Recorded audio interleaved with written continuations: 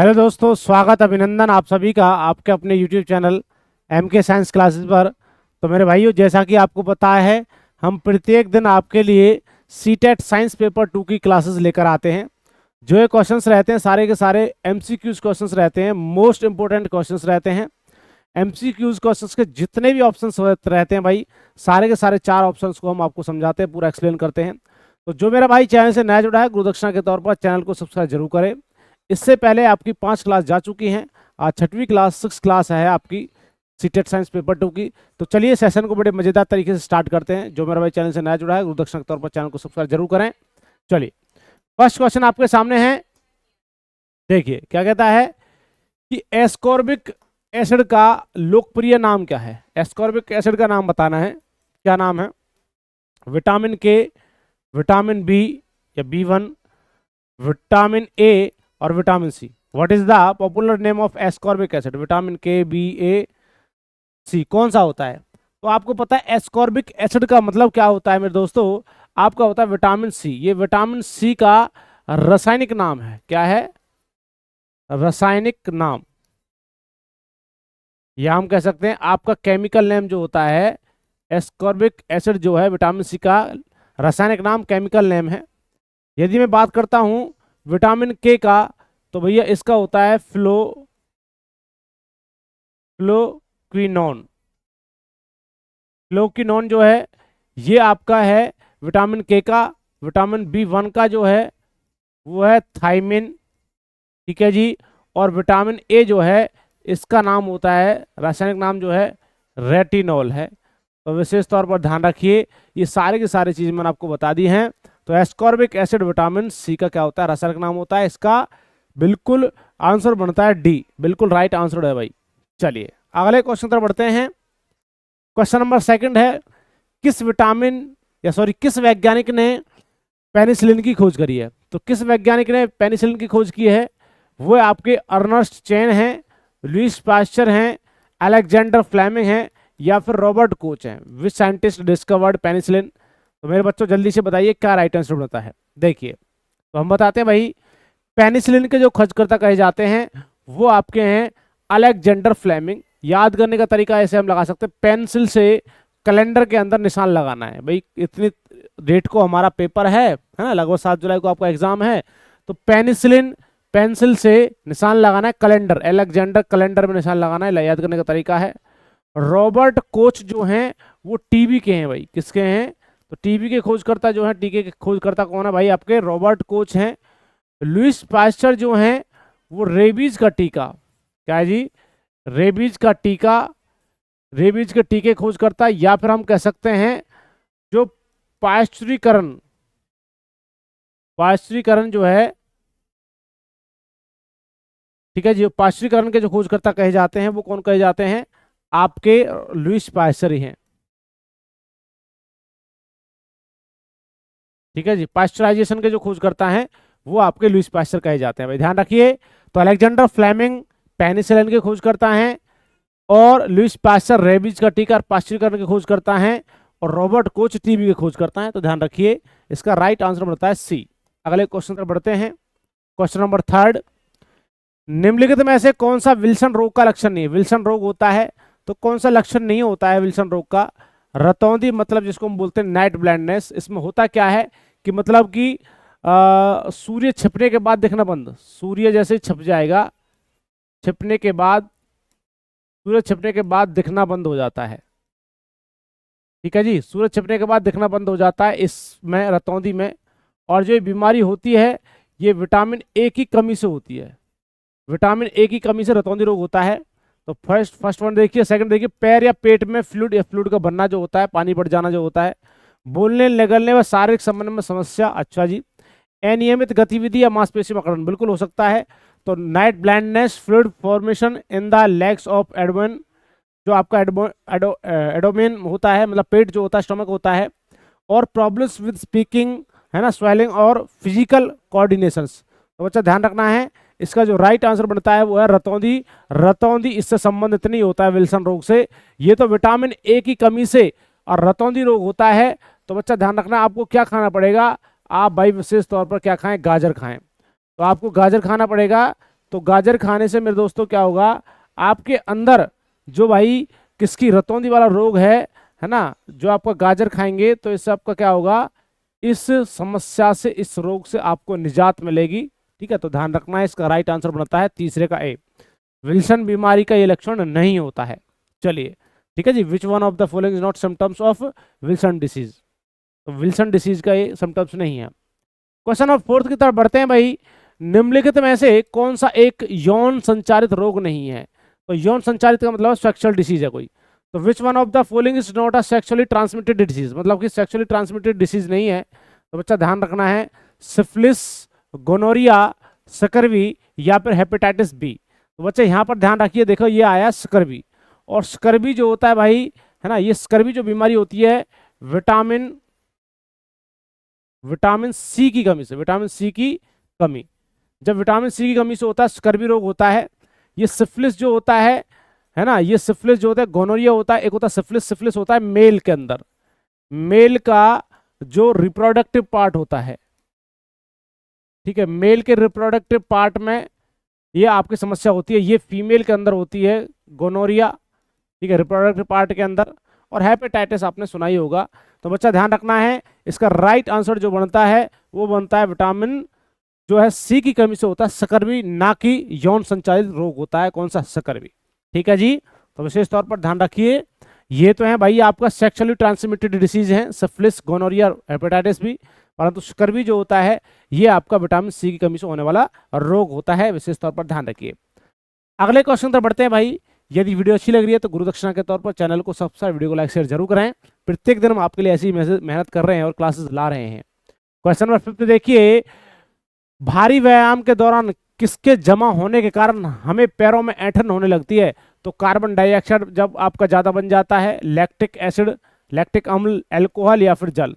Due to the accumulations of which during heavy exercise we start getting cramps in the legs। तो बताइए, आपको पता है कि भाई आपके शरीर के अंदर, बॉडी के अंदर थकान सी महसूस होती है, आपने देखा होगा मोस्टली। तो बच्चा ये जो बनती है, आपको ध्यान रखना है लैक्टिक एसिड के कारण। किसके कारण? लैक्टिक एसिड जो होता है, जब आपकी मसल्स के अंदर क्या होता है, लैक्टिक एसिड की जो मात्रा है वो ज़्यादा बन जाती है, तो आपको थकान पैदा होती है। वैसे मैं बात करता हूँ, आपका जो लैक्टिक एसिड होता है वो किस किस के अंदर होता है, मिल्क मतलब दूध के अंदर होता है, चाय के अंदर होता है, कर्ड्स मतलब दही के अंदर होता है।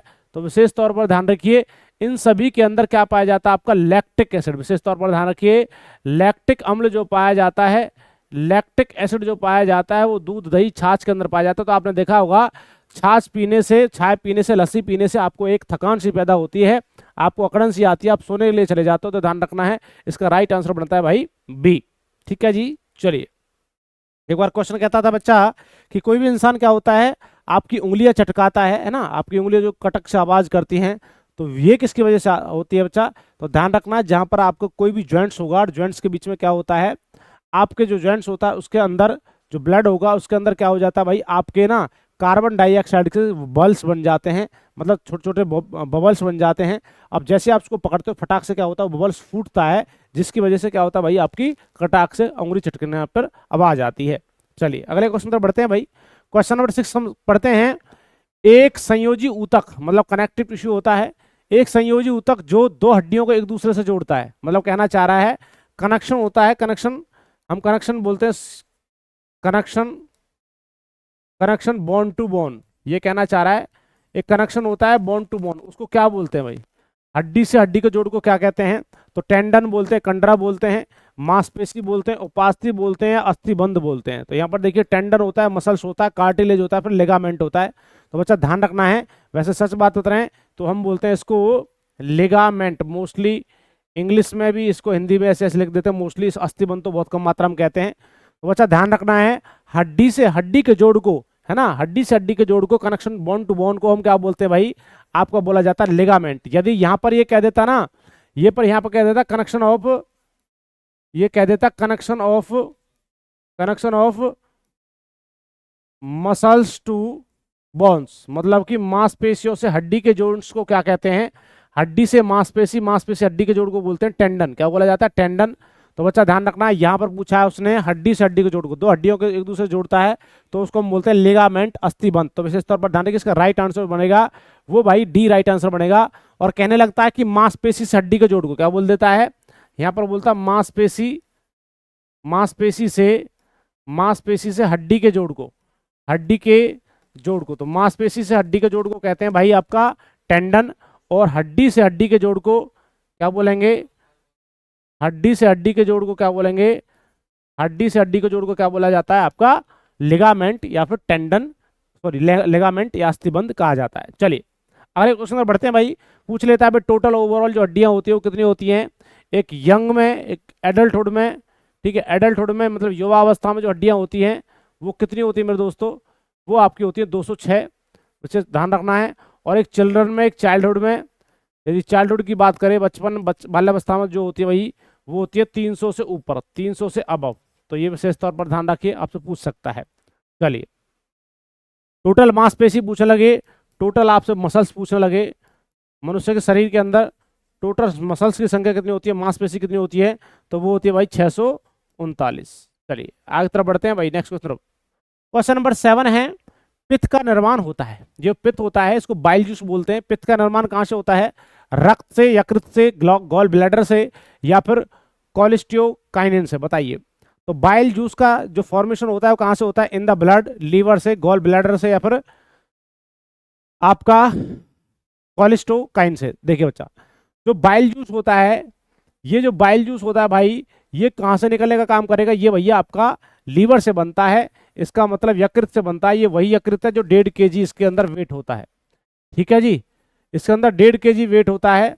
और सबसे बड़ी ग्रंथि भी यही होती है, सबसे बड़ी ग्रंथि, सबसे बड़ी ग्रंथि जो हमसे पूछने लगे, सबसे बड़ी अंतःस्रावी, सॉरी सबसे बड़ी बाह्यस्रावी जो ग्रंथि होती है, सबसे बड़ी बाह्यस्रावी ग्रंथि है, तो भाई वो आपकी कौन सी होती है, लीवर ही होता है।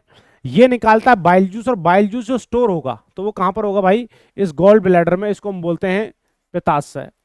गॉल ब्लैडर को बोला जाता है पित्ताशय, इसके अंदर बाइल जूस स्टोर होता है, बाइल जूस है ना, बाइल जूस स्टोर होगा, बाइल जूस स्टोर होता है कहाँ पर, बाइल जूस जो स्टोर होता है वो आपका पित्तरस जो स्टोर होता है वो आपका कहाँ पर होता है मेरे दोस्तों, ध्यान रखना है, वो होता है आपका गॉल ब्लैडर के अंदर। इस गॉल ब्लैडर की आपसे शेप पूछने लगे तो इसकी शेप होती है नाशपाती के आकार की। कैसी होती है, नाशपाती के आकार की होती है भाई, ध्यान रखना है। चलिए बहुत शानदार, गुड इवनिंग दोस्तों, चलते रहिए इसी प्रकार जवाब देते रहे, बहुत शानदार तरीके से आपके जवाब आ रहे हैं, चलते रहिए, एक एक क्वेश्चंस को लिखिए और समझिए आसानी से भाई। नेक्स्ट क्वेश्चन है भाई, खोपड़ी की हड्डियों में कौन सी हड्डी चलायमान होती है, इसका मतलब आपका जो स्कल होता है, देखिए एक क्या होता है, आपका होता है स्कल, स्कल को बोलते हैं भाई खोपड़ी। इस खोपड़ी में आपकी 29 बोन्स होती हैं, क्या होती हैं, मतलब 29 हड्डियां होती हैं। इन 29 हड्डियों में कह रहा है कि इन 29 हड्डियों में, मैं आपको बता भी सकता हूँ 29 हड्डियां कौन कौन सी होती हैं, तो समझ लीजिए एक बार। 29 हड्डियों में 8 तो होती है क्रेनियम, क्या होती है, क्रेनियम की हड्डियां होती हैं जो आपको यहाँ से कवर करके रखती हैं ऊपर से ब्रेन को, है ना, जिसको हम हेलमेट वाली क्या बोलते हैं, हड्डी बोलते हैं। उसके बाद कान होता है, कान ईयर में, ईयर में एक कान में 3 होती हैं, और दोनों कानों के अंदर मिलाकर कितना होगा, 6 हड्डियां हो गई, ठीक है। उसके बाद आता है आपका फेशियल बोन, ठीक है, फेशियल बोन, फेशियल का मतलब होता है चेहरे में, ठीक है, चेहरे वाली जो हड्डियां होती हैं, और चेहरे में आपकी होती है 14, कितनी होती है मेरे दोस्तों, चेहरे के अंदर जो हड्डियां होती है वो 14 होती हैं, तो ठीक है। उसके बाद एक और होती है जिसको हम बोलते हैं हायोड, क्या बोलते हैं, हायोड होती है एक, हायोड हड्डी होती है गले में होती है, कहाँ पर होती है, गले में, हायोड होती है गले में। इसकी संख्या होती है मेरे दोस्तों 1, कितनी होती है, 1 होती है, तो आप गिन सकते हैं 14 और 6 कितना हो गया, 20, 20 और 8 28, 28 और 29, तो टोटल हड्डियां होती है 29। अब ध्यान रखना जो चेहरे वाली हड्डियां हैं इसमें आता है जबड़ा, क्या होता है, जबड़ा वगैरह, नोज वगैरह, नाक वगैरह इसी के अंदर आता है, जो चेहरे में मैंने काउंट कर ली है। तो भाई चलने वाली जो मूवेबल होती है, तो जांग की हड्डी, जबड़ा होता है, कसेरू का होता है, टिबिया होता है। तो ध्यान रखना भाई, आपकी जो मूवेबल हड्डी जो होती है वो जॉ वाली हड्डी होती है, इसका 2 हड्डियां होती हैं, जब जबड़े का नाम होता है एक तो मैक्सिलरी जॉ होता है, ठीक है, एक मैक्सिलरी जॉ होता है, और एक मैंडिबल होता है, ठीक है जी, मैंडिबल बोलते हैं या मैंडिबल बोलते हैं। एक जबड़ा होता है मैंडिबल, एक होता है मैक्सिलरी जॉ, दो जबड़े होते हैं। तो बच्चा ध्यान रखना है, जो निचले वाला जबड़ा होता है, निचले वाला, ये मूवेबल जो होता है, मूवेबल वाली हड्डी होती है निचले वाला जबड़ा। तो विशेष तौर पर ध्यान रखिए, आप जब बोलते हैं तो निचला वाला जबड़ा चल रहा है, ऊपर वाला फिक्स है। ठीक है। जांग की हड्डी सबसे बड़ी हड्डी होती है, सबसे बड़ी हड्डी, सबसे बड़ी हड्डी। आपसे पूछने लगे सबसे बड़ी हड्डी कौन सी होती है, तो बच्चा वो ध्यान रखना है, फीमर होती है। क्या होती है? फीमर जांग की हड्डी होती है, सबसे बड़ी हड्डी होती है भाई, ध्यान रखना है। जबड़ा मैंने बताई है। कशोरी की संख्या जो होती है 26 होती है, किसमें? युवा अवस्था में। इसका मतलब हम सभी, आप सभी जो बच्चे हैं, आपके अंदर 26 हड्डियां हैं। यदि यही आपका चाइल्डहुड में आ जाए, है ना, चाइल्डहुड में, तो चाइल्डहुड में संख्या होती है इनकी 33। जब बच्चा बढ़ने लगता है तो उसकी संख्या क्या होने लगती है? कम होने लगती है। तो 33 तक किसमें रह जाती है? 26 रह जाती है। और टीबिया जो होती है, टीबिया और फेबुला, ये पैर में पाई जाती है। दो हड्डियां होती है, टीबिया होती है और फेबुला होती है, ध्यान रखना है। और टीबिया फेबुला, टीबिया जो होती है चमकदार हड्डी होती है। चलिए अगले क्वेश्चन पर बढ़ते हैं भाई, ज्यादा ही टाइम लग रहा है, परंतु एक क्वेश्चन से भाई मैं बहुत सारी चीजें आपको बता के चल रहा हूं, तो सभी चीजें राइट डाउन कर लिए भाई। ये क्वेश्चन नहीं आया तो इनसे और भी कोई रिलेटेड क्वेश्चन आ सकता है। क्वेश्चन नंबर 9 देखिए, शरीर में यूरिया का संश्लेषण, सिंथेसिस कौन करता है भाई? तो विक्र मतलब किडनी, यकृत लीवर होता है, मूत्राशय या रक्त में। The synthesis of urea in the body take place in the kidney, in the liver, in the bladder, in the blood. बताइए क्या राइट आंसर बनता है भाई? चलिए मेरे बच्चों जल्दी से राइट आंसर बताइए, क्या राइट आंसर होगा? सही जवाब दीजिए। तो मेरे बच्चों शरीर में यूरिया का संश्लेषण जो करता है वो कौन करता है? तो बच्चा ध्यान रखना है, वो जो करेगा वो लीवर करता है। कौन करता है? वो लीवर करने का काम करेगा। चलिए मेरे शानदार दोस्तों,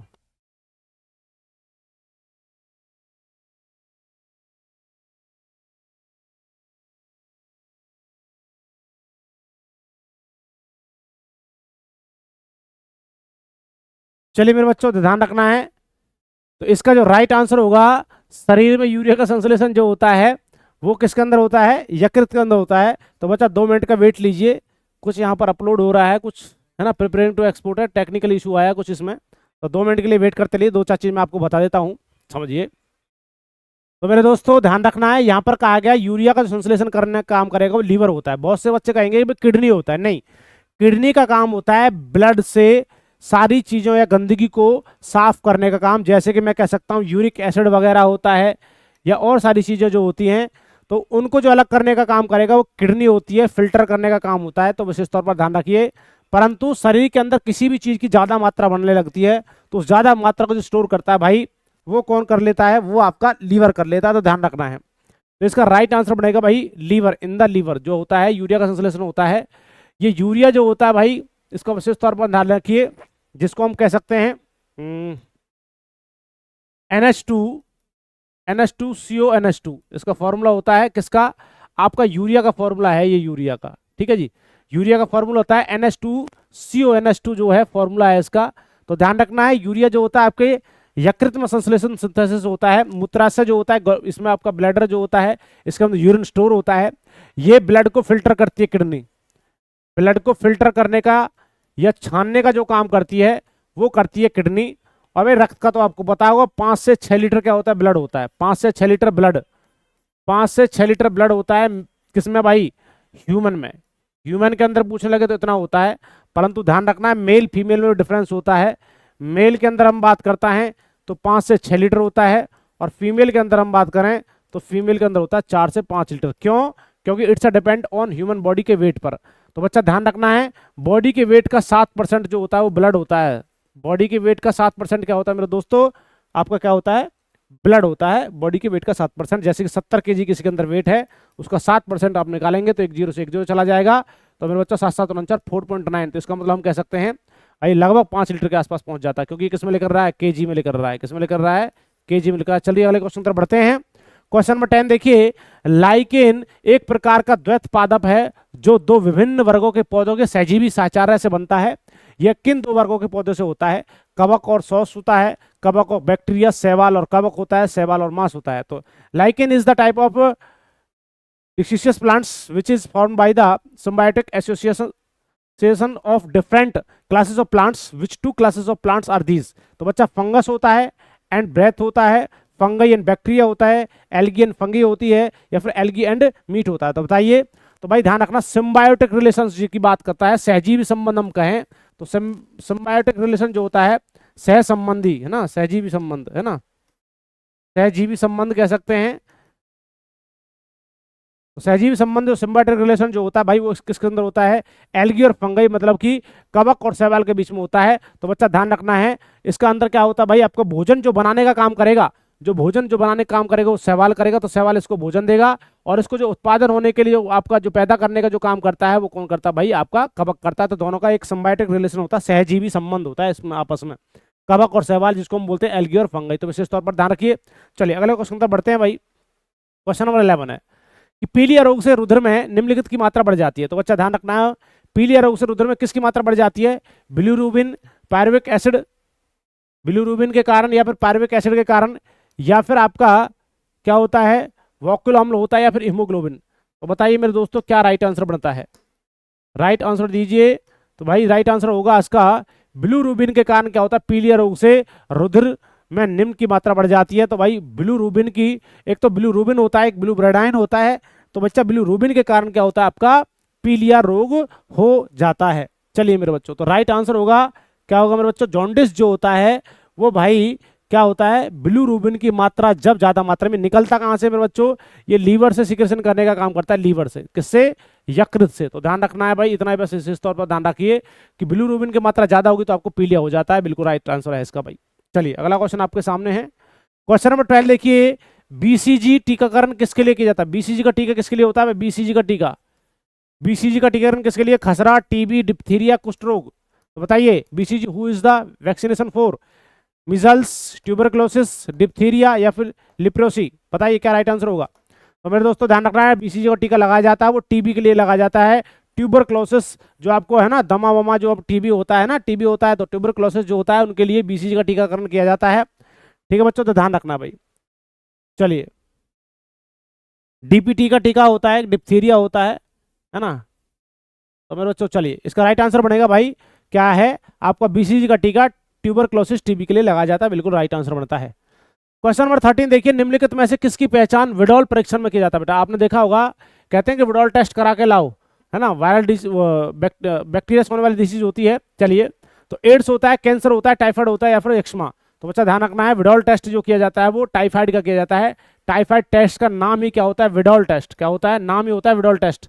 जब डॉक्टर के पास जाते हो तो कहते हैं सर जी मुझे लगता है मुझे मोतीजरा टाइफाइड हो गया है, तो वो कहता है चलो एक विडॉल टेस्ट करा के लाओ। तो विडॉल का मतलब ही नाम है किसका बेटा, टाइफाइड का। किसका एक टेस्ट है, विडॉल टेस्ट, टाइफाइड से संबंध होता है। बिल्कुल बेटा आपका एड्स से पूछने लगे तो इस टेस्ट का नाम होता है एलिसा टेस्ट। क्या नाम होता है इसका, एलिसा टेस्ट होता है एड्स का। तो बच्चा विशेष तौर पर ध्यान रखिए। तो भाई इसका राइट आंसर क्या होगा मेरे बच्चों, राइट आंसर जो बनता है वो क्या बनता है आपका, टाइफाइड ज्वर का। बिल्कुल बिल्कुल राइट आंसर बनता है कौन सा, विडॉल टेस्ट, टाइफाइड का टेस्ट। चलिए अगला क्वेश्चन आपके सामने है, क्वेश्चन नंबर 14 देखिए, म्यादी ज्वर मतलब टाइफाइड जो होता है किस कारण फैलता है, टाइफाइड किसके कारण फैलता है भाई।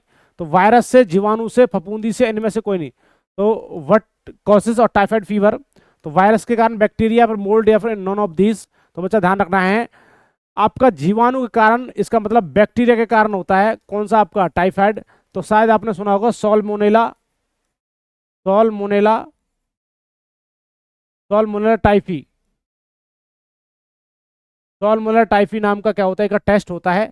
और मेरे बच्चों ध्यान रखना है ये बैक्टीरिया से होता है, सॉरी बैक्टीरिया का नाम होता है सॉल्मोनेला टाइफी। बैक्टीरिया का नाम ही क्या होता है, सॉल्मोनेला टाइफी का जो बैक्टीरिया का नाम है, और जो क्या फैलाता है आपका, टाइफाइड फैलाने का काम करेगा। आपको पता होगा टाइफाइड में जो आपका कौन सा अंग प्रभावित होता है, तो बच्चा इसमें आपका अंग प्रभावित होता है आंत। आंत का मतलब क्या होता है, इंटेस्टाइन, इंटेस्टाइन, और वो भी कौन सी, स्मॉल। आपकी जो स्मॉल इंटेस्टाइन होती है वो आपकी प्रभावित होती है किससे, आपकी टाइफाइड। सो विशेष तौर पर ध्यान रखिए, आपने देखा होगा टाइफाइड में कहते हैं भाई खाना नहीं खाना है ज्यादा मात्रा में, क्योंकि बेटा आपका भोजन का पूर्ण पाचन जो होता है छोटी आंत के अंदर होता है। तो विशेष तौर पर ध्यान रखिए। तो टाइफाइड में क्या होता है आपका, आंत प्रभावित होंगी, बैक्टीरिया से होने वाला रोग है, साल्मोनेला टाइफी नाम का क्या होता है, बैक्टीरिया होता है जिससे आपका क्या फैलता है, टाइफाइड। क्वेश्चन नंबर 15 की तरफ बढ़ते हैं भाई, उस संरचना का नाम बताएं जो कंकाल प्रणाली का हिस्सा है लेकिन हड्डियां नहीं है भाई। इसका मतलब वो हड्डियां तो क्या है आपका, कंकाल मतलब स्केलेटन सिस्टम के अंदर तो आता है, परंतु क्या है वो हड्डी नहीं है। तो दांत होते हैं, बाल होते हैं, नाखून होते हैं, ऑप्शन बी और सी है। तो name of the structure which is a part of skeleton system but bones are not. Skeleton system का पार्ट तो है परंतु वो क्या है, वो आपकी हड्डी नहीं है। तो टीथ होता है, हेयर होता है, नेल्स होता है, बी और एंड सी होता है। तो विशेष तौर पर ध्यान रखिए स्केलेटन सिस्टम पूरा आना चाहिए, थोड़ा सा इसमें बहुत सारे क्वेश्चंस बनते हैं, पेपर में आते हैं। तो आपको पता होगा आपके जो आपका स्केलेटन सिस्टम होता है, इस स्केलेटन सिस्टम को दो भागों में बांटा जाता है। एक तो होता है एक्सोस्केलेटन, क्या होता है, एक्सोस्केलेटन होता है, और एक होता है एंडोस्केलेटन। इतना समय नहीं है जो पूरा का पूरा हम आपको बता दें, हालांकि बता देंगे इसका पूरा पूरा टॉपिक। एक्सोस्केलेटन एक होता है एंडो, एक्सो का मतलब होता है बाह्य कंकाल, इसका होता है अंतः कंकाल। तो बाह्य कंकाल के अंदर जो होता है आपकी भाई साहब नाखून और बाल आते हैं। क्या आते हैं, नाखून और नाखून एंड बाल। यदि आपके स्केलेटन सिस्टम को नाखून और बाल आते हैं, अगर स्केलेटन सिस्टम को बात करें तो 206 आपकी हड्डियां होती हैं। इनको एक्सप्लेन करते हैं, ये 206 हड्डियां यहाँ होती है, पर 206 हड्डियां आपकी आगे डिवाइड हो जाती है एक्सियल बोन्स और अपेंडिकुलर बोन्स में। तो बच्चा ध्यान रखना, नाखून और जो बाल हैं आते तो स्केलेटन सिस्टम के पार्ट में, परंतु भैया काउंट नहीं होते हैं। यदि ये काउंट होते तो मेरे दोस्तों ये 206 हड्डियां नहीं होती, 2 लाख हड्डियां हो जाती फिर, क्योंकि बालों की संख्या तो बहुत ज्यादा है ना। तो मेरे बच्चों नाखून और बाल दोनों आपके हड्डियों के अंदर काउंट नहीं होती है। राइट आंसर होगा भाई आपका कौन सा, डी, बी और सी जो होता है नाखून और बाल दोनों हड्डियों का रूप नहीं है, परंतु स्केलेटन सिस्टम के अंदर आते हैं। आपको कौन से में, इसको हम कह सकते हैं बाह्य कंकाल। क्या कह सकते हैं इसको, बाह्य कंकाल का रूप है, बाह्य कंकाल। ये बाह्य कंकाल का रूप तो होता है, परंतु भैया आपका हड्डी में काउंट नहीं होता है। चलिए अगले क्वेश्चन तक बढ़ते हैं भाई। क्वेश्चन नंबर नेक्स्ट, चलिए क्वेश्चन नंबर 16 देखिए, कौन सा अंग रोगाणुओं का विनाश करता है तथा शरीर का पुलिस रक्षक कहा जाता है। मतलब कि जो आपका, इसका मतलब जर्म्स जो होते हैं, रोगाणु जो होते हैं, उनको नष्ट करने का काम करेगा, और शरीर का क्या करता है, बॉडीगार्ड या पुलिस भी कहा जाता है इसको। तो टॉन्सिल्स होता है, या फिर आपका लीवर होता है, किडनी होती है, लसिका ऊतक, या फिर लिम्फेटिक टिश्यूज होते हैं। बताइए भाई क्या होता है। तो भाई राइट आंसर क्या होगा, टॉन्सिल्स तो नहीं, तो टॉन्सिल्स तो यहाँ पर होते हैं, लीवर भी नहीं होगा, किडनी भी नहीं होता है। राइट आंसर होता है लसिका ऊतक जो होते हैं, लिम्फेटिक टिश्यू जो होते हैं, हम ये कहते हैं, आपने सुना होगा एरिथ्रोसाइट और ल्यूकोसाइट जो होती है डब्ल्यूबीसी का एक पार्ट होता है। क्या होता है, डब्ल्यूबीसी का एक पार्ट है। तो हम ये कह सकते हैं भाई इसका राइट आंसर बनता है बिल्कुल कौन सा, लसिका ऊतक जो होता है। ये क्या होता है, जर्म्स को डिस्ट्रॉय करते हैं, रोगाणु को नष्ट करते हैं, और शरीर का पुलिस भी इसको कहा जाता है भाई। चलिए इसका राइट आंसर बनेगा डी। अगला क्वेश्चन आपके सामने, क्वेश्चन नंबर 17 देखिए, किस ताप पर एंजाइम अधिक सक्रिय होते हैं।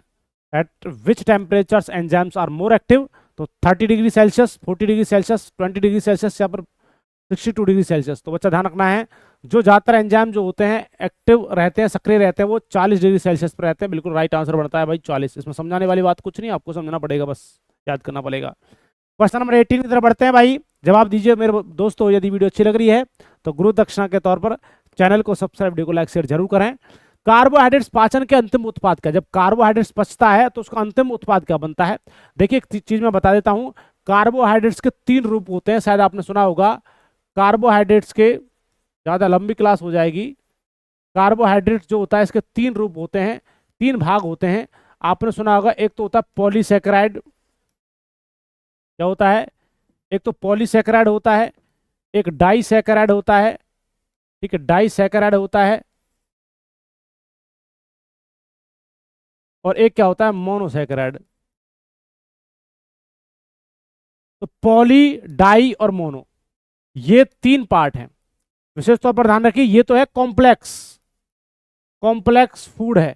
कॉम्प्लेक्स का मतलब होता है जटिल भोजन है, मतलब कि कार्बोहाइड्रेट्स का जटिल रूप है, जटिल रूप है। और ये होता है सरल रूप। सरल मतलब कि सिंपलेस्ट फॉर्म है, टूटी टाटी, मतलब इसके बाद ये इसको पचाने की जरूरत नहीं है, सिंपलेस्ट फॉर्म है, मतलब इसका टूटना नहीं होता। तो पॉलीसैकेराइड टूटता है डाइसैकेराइड में, और डाइसैकेराइड टूटता है मोनोसैकेराइड में। इसका मतलब मोनोसैकेराइड से मिलकर बनता है डाइसैकेराइड, और डाइसैकेराइड से मिलकर बनता है पॉलीसैकेराइड। तो बच्चा ध्यान रखना है, इसके अंदर अपना कौन सा आता है, आपका स्टार्च वगैरह, आपका है ना, आपका कौन सेल्यूलोज वगैरह इसके अंदर आता है। इसमें आपका ग्लूकोज, फ्रक्टोज, गैलेक्टोज, ग्लाइकोजन इसके अंदर आता है। तो देखिए भाई, मोनोसैकेराइड, कार्बोहाइड्रेट पाचन का अंतिम उत्पाद क्या होगा, मोनोसैकेराइड। तो भैया आपका जटिल रूप हो गया। डाइसैकेराइड इससे छोटा है, मतलब कि मोनो तो ज्यादा है, ग्लिसरॉल भी आपका किस में आ जाता है, पॉलीसेकेराइड में आ जाएगा। ग्लाइकोजन, इसका राइट आंसर बनता है भाई ग्लाइकोजन, जो होता है एक पाचन का अंतिम उत्पाद जो होता है, हम कह सकते हैं ग्लूकोज को ग्लाइकोजन में बदलता है, बिल्कुल राइट आंसर बनता है। तो मेरे बच्चों इसका डी राइट आंसर बनेगा। ठीक है जी, तो राइट आंसर क्या बनेगा, डी राइट आंसर बनेगा। यदि यहाँ पर आपका क्या होता है, ग्लूकोज होता, फ्रक्टोज होता, जब भी हम कह सकते हैं कार्बोहाइड्रेट्स का अंतिम उत्पाद होता है, यही होता है। ठीक है, कार्बोहाइड्रेट्स का काम क्या होता है, आपका कार्बोहाइड्रेट्स का कार्य होता है एनर्जी देना, क्या देना, ऊर्जा देने का काम होता है, एनर्जी देने का जो काम करता है, इट्स गिव्स अस एनर्जी। तो बच्चा एनर्जी देगा कार्बोहाइड्रेट देगा, और जो आपको बॉडी बिल्डिंग देगा, है ना, जो आपको बॉडी बिल्डिंग देने का जो काम करता है वो आपका प्रोटीन होता है, और जो आपको क्या करेगा, एक प्रकार से हीट देने का काम करेगा, जो ऊष्मा देने का काम करेगा वो फैट होता है, और जो आपकी रक्षात्मकता प्रदान करता है या फिर आपको पाचन में हेल्प करता है वो आपकी विटामिन होती है। चलिए अगले क्वेश्चन तरफ बढ़ते हैं।